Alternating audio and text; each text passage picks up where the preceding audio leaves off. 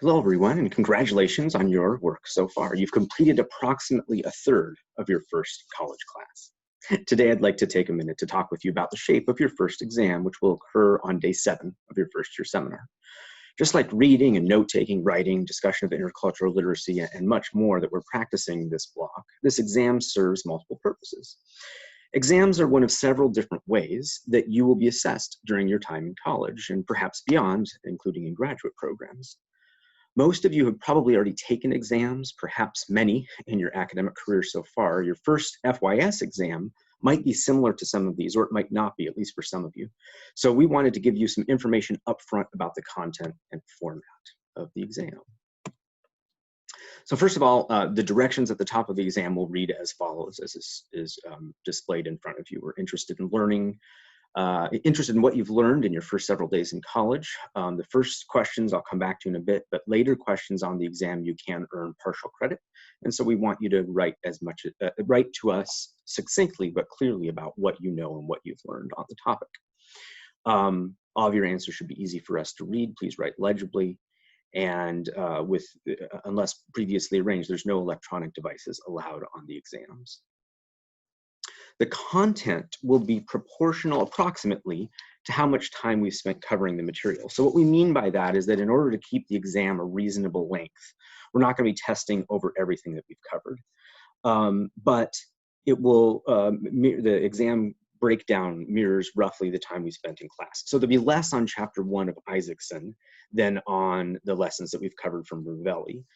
Similarly, transition to college writing is important and it will be on the exam, but thinking fast and slow and Descartes are more important. So there'll be more questions and more points on those topics. In terms of the specific types of questions that you'll see, there will be a few true false, some multiple choice, most of which you select the single best answer, and then in a clearly labeled separate section, one where you select all applicable answers. One calculation question that will let you practice and show your quantitative reasoning, and will, as we've practiced for the quantitative reasoning activity, will require you to show your work and all your steps. Several definitions, which expect, well, I'll go ahead and read to you the exact prompt on the exam. It will say, in your own words, define a total of 7 of the following 14 words or phrases, and they'll be grouped. Observe that they're gathered into thematic groups from which you select a designated number from a selection of choices, and you'll write on that. In each answer, give a definition of the term and state the role and significance of this term within the context of the relevant text and within the broader themes of the course. Our expectation is between 3 and 4 substantive and clearly composed sentences each. And you can use separate paper to write those answers. There will also be a few short answer questions for which we expect 3 to 5 substantive sentences, and a couple of medium length questions for which we expect 150 to 200 words, several sentences. So in summary, your first college exam is an opportunity to try out, to get some feedback on the note-taking, reading strategies, etc., the study strategies you've been using, and could potentially consider adjusting them. The entire exam is 62 points and will be worth 10% of your course grade.